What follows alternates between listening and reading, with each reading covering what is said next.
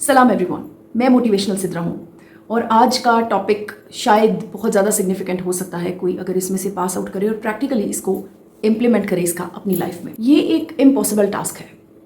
अगर सचमुच हम लोग प्रैक्टिकली देखें ना तो ये बात किताब से है, किताब तक है। कैसे करें? एक बच्चा जो बार बार वही हरकत कर रहा है जो उसके लिए नुकसानदेह है, हमें तो पता है ना नुकसानदेह, हम उसको रोकेंगे नहीं, उसको पनिश नहीं करेंगे, उसको रियलाइज़ नहीं करवाएंगे कि यू आर रॉन्ग, तो फिर कैसे होगा? ये वीडियो पेरेंट्स के लिए है and I am willing to make a video for the teachers also, क्योंकि उनका पाला भी बहुत ज़्यादा पनिशमेंट के साथ, लेकिन वहाँ पर एक फॉर्मल बिहेवियर आता है। हम लोग अपने घरों में विदाउट पनिशिंग द चिल्ड्रन कैसे बिहेव कर सकते हैं? पेरेंट्स के दिल में अपने बच्चे के लिए सिर्फ और सिर्फ प्योरिटी होती है, because they have come to know, they have already explored the world, they have come to know what is right and wrong. अब वो वही स्केल अपनी स्ट्रेंथ, अपने व्यू लेंथ को लेकर बच्चे के ऊपर भी अप्लाई कर रहे होते हैं और वो अपने बच्चे को हर कीमत पर हर नुकसान से बचाना चाहते हैं। सिंपल डिटेल्स, लेकिन हकीकत इसके बरक्स है। बच्चा दूसरी साइड पर अपने तौर पर एक्सप्लोर करना चाहता है और जब वो प्रेशर फील करता है, डेफिनेटली उसके अंदर की क्यूरियोसिटी पंप अप होती है। उसका दिल चाहता है कि ये जो मुझसे छुपाया गया ना, या जो रास्ता मुझे प्रोवाइड नहीं किया जा रहा, मुझे उसी पे चलना है, मैंने देखना है। हर बच्चा नहीं, लेकिन मोस्टली बच्चे जो हैं वो क्यूरियोसिटी की वजह से उसी चीज़ को एक्सप्लोर करते हैं जिससे उन्हें रोका जा रहा होता है। रिजल्ट क्या निकलता है? मेंटल हेल्थ खराब होती है प्रेशर की वजह से। प्रेशर इंसान बर्दाश्त नहीं करता, चाहे वो कितना भी बड़ा कितना भी छोटा है। आपकी जो मेड है ना, वो भी आपका प्रेशर बर्दाश्त नहीं करती। ये उसकी मजबूरी है कि वो वहाँ स्टे करे। बैक टू द पॉइंट, जब बच्चा वो प्रेशर बर्दाश्त नहीं करता तो उसकी फिजिकल और मेंटल हेल्थ डैमेज होती है। फिर उसका एकेडमिक, सोशल, अपने इर्द गिर्द का एनवायरमेंटल, हर तरह का जो बिहेवियर है वो ख़राब हो जाता है, डीरेंज्ड हो जाता है और फिर रिजल्ट निकलता है कि वो एक मुजरिम बन जाता है। He actually gains a title of a criminal, always guilty. Parents की नज़र में नज़र नहीं मिला सकता। Parents are not having a good opinion about the child. देखें, चंद नुक्ते की बातें जब तक वहाँ से शुरू नहीं करेंगे ना, तब तक कभी भी इस प्रॉब्लम की रूट तक नहीं पहुँचेंगे। कभी कभी तो एक हाथ लगाना पड़ता है ना, जब हद हो जाए भाई तब क्या करें? भाड़ में जाएंगे उसूल। ये सेल्फ रिस्पेक्ट का डैमेज होना हमसे नहीं होता मैनेज। हमारा बच्चा है, हमारे जो चाहे करे, हमारा राइट है उस पर। I disagree. एक एक्सपेरिमेंट करके देखें, मैंने खुद किया है, इसलिए मैं दावे से कहती हूँ अगर आप ऑनेस्टली ये एक्सपेरिमेंट कर लेते हैं तो you will find the root cause of this problem. जिस वक्त हाथ लगाने वाली कैफियत आ जाती है, जब बिल्कुल एज पे आप पहुंच गए, उस वक्त अपने आप को बिल्कुल अपने हाथ पीछे बांध लें, रोकें अपने आप को, स्क्रूटिनाइज करें, एनालाइज करें, जज करें, कंपोज करें, अपने आप को खड़ा करें दोबारा से और ज़रा देखें, गौर करें कि आप इस वक्त कौन हैं। You are not having anything else but just ego. आपके अंदर उस वक्त कुछ भी नहीं है सिवाय ईगो के। आप उस वक्त एक पहाड़ हैं, बुत हैं, ईगो से भरा हुआ।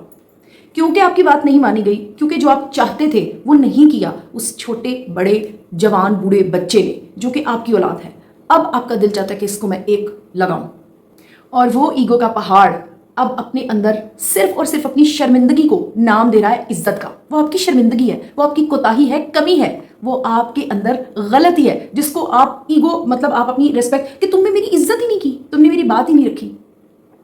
इस चीज़ को आसानी से समझना है ना, तो ज़रा अपने आप को कटहरे में खड़ा कर लें। आपसे बड़ा भी तो कोई होगा ना पावर में, जो आपको टफ टाइम देता है, जब वो आपको बेइज्जत करता है, जब वो आपको, चाहे हाथ ना भी उठे, चाहे वो हत्थड़ मारने वाला सीन ना भी क्रिएट हो, जब वो आपको डिग्रेड कर रहा है और आप अपने अंदर इंसल्ट फील कर रहे हैं, तब आपको कैसा लग रहा है? यकीन करें, आपकी और उस सामने खड़े बंदे बच्चे की इज्जत बिल्कुल एक बराबर है। अभी इसके एक और भी इम्पैक्ट की तरफ मैं आपको लेके जाती हूँ। वो जो बच्चा है ना, जो आपके सामने खड़ा है, वो आपसे काम सीख रहा है, आपसे सीख रहा है कि ईगो क्या होती है। अब वो अपने अंदर भी ईगो भर रहा है। अभी उसका सीन नहीं है, उसका भी सीन आएगा।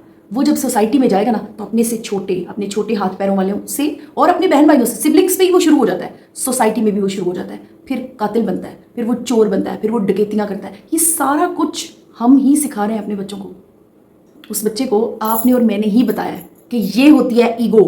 जब ये हर्ट होती है ना, तो फिर लगाते हैं डिश डिश डिश। फिर वो भी यही सब कुछ करता है, अपने घर से शुरू करता है और फिर बाहर निकल जाता है। फिर हम उसको अपने बुढ़ापे का, अपनी कमज़ोरियों का, अपनी मजबूरियों का वास्ता देते हैं कि देखो बेटा, अब तुम्हारे हाथ है हमारी इज्जत, अब इस इज्जत को तुमने रखना है। क्या वो इज्जत वाकई में आपकी थी? क्या वो इज्जत थी उस वक्त जब आप ईगो का लिबादा ओढ़कर उसको बेइज्जत कर रहे थे? अब आप उससे इज्जत की डिमांड कर रहे हैं।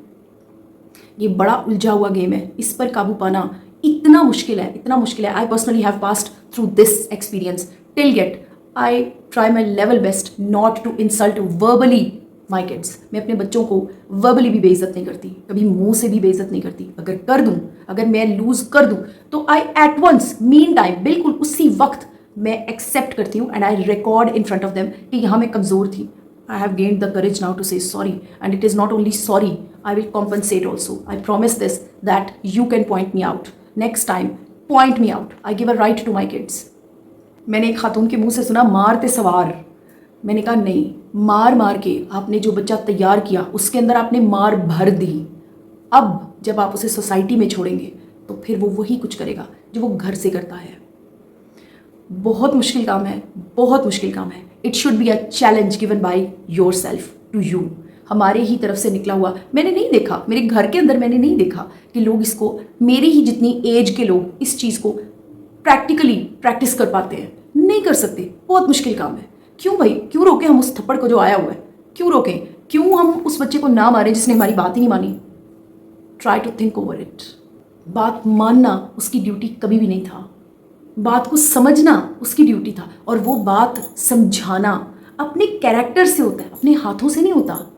आपने अपनी कीमती वक्त में से मुझे वक्त दिया। Thank you so much. Good bye.